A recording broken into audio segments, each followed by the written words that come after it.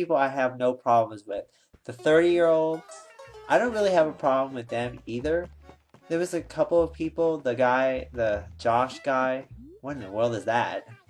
A beanie, a pink knit hat. Let me try it.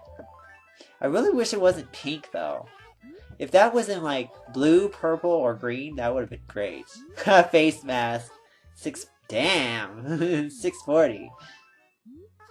I'm not paying that much.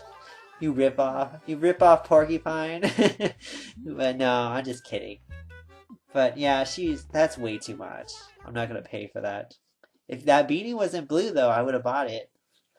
But yeah, the 30-year-olds, I actually liked some of their performances too. I'm kind of into, for me, the people that are really good are the over 30s and the girls.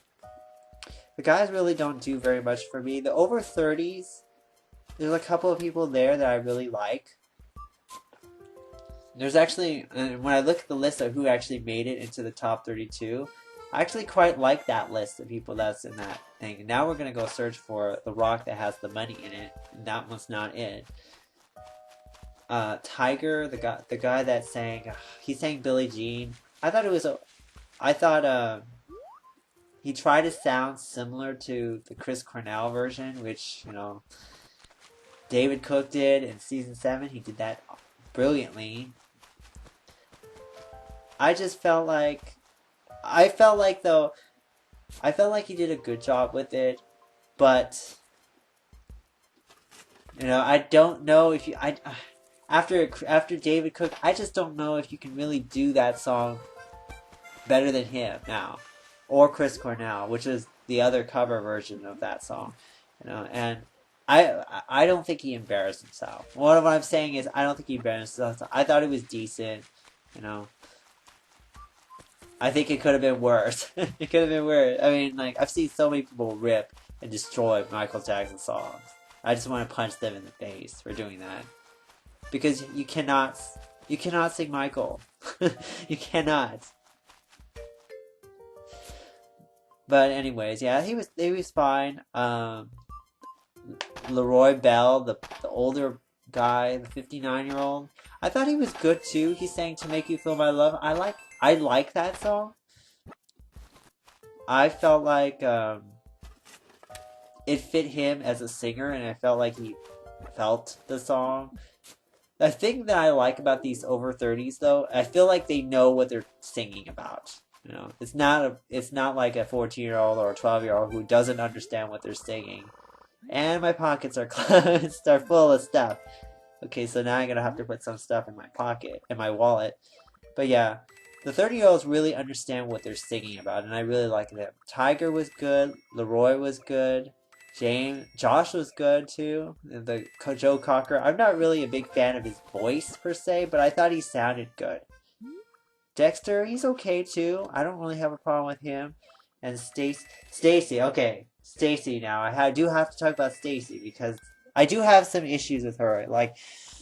She got a standing O from the judges, and I just don't think that it was deserved. I thought she sang Summertime from Porky and Bess, and I think she did okay on it. To me, though, the biggest issue that I had was I felt like the judges overpraised her. I don't really think that it was that mind-blowing. I think I've seen better versions than that before, and particularly Fantasia's version. If you haven't seen it from season 3 of Idol, gotta see that version, because that personally is one of my favorite performances of all time on the show, period. So Fantasia did something phenomenal with that song. And it's a moment, as they say, always a moment. It was a moment for her. And the thing about Stacy is I felt like she was trying way too hard to sound like Fantasia. And when I listened to Fantasia, and she was one of my favorites for that season. The one thing that I liked about Fantasia is she has a very, very unique style. And wake up, owl, okay? I finally found all that stuff, and I'm talking so much about this show that I'm like not even really watching the game. But I'm basically doing the same routines as I usually do. So a paddle tail, and he already has it. So therefore, it's gonna be sold to Nook for some profit. Anyways, yeah, Stacy. Who was I talking about? Fantasia. Fantasia.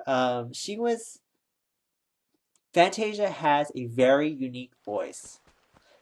One listen, if you heard her voice one time, you can tell it's Fantasia.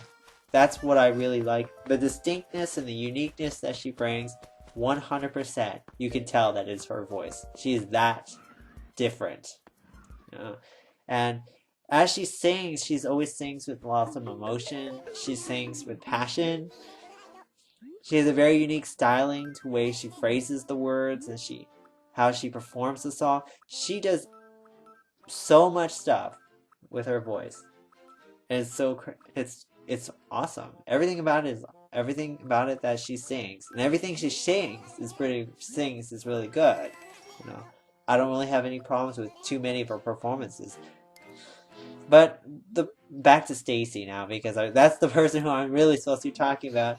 Stacy, I've just felt like all the nuances that she was doing felt exactly like Fantasia. It didn't feel very original to me. I think that was the problem. And another thing that I really have a problem with her now lately too, I thought her first, audition was fine, but I feel like she's slipping because she she's trying way too hard to showboat and oversing the songs. If she just dials it back and really starts to make the big notes count where they actually should count, then she would be much better, I think, than where she is right now.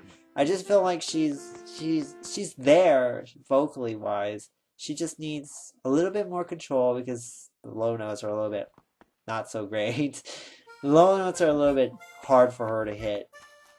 And a little bit more a little bit more specific with her choices, and when to stop holding the note, because the last couple of performances she's just been holding notes too much for me, and it starts to wear on me a little bit when you push too far.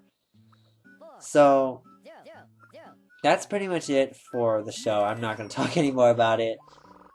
Hopefully I didn't miss anything else. If not, I'll just talk about it in the next episode. But yeah, now I basically did everything I needed to do. I paid off 24,000, and that's it. So hope you guys enjoyed this episode. See you guys later. Bye.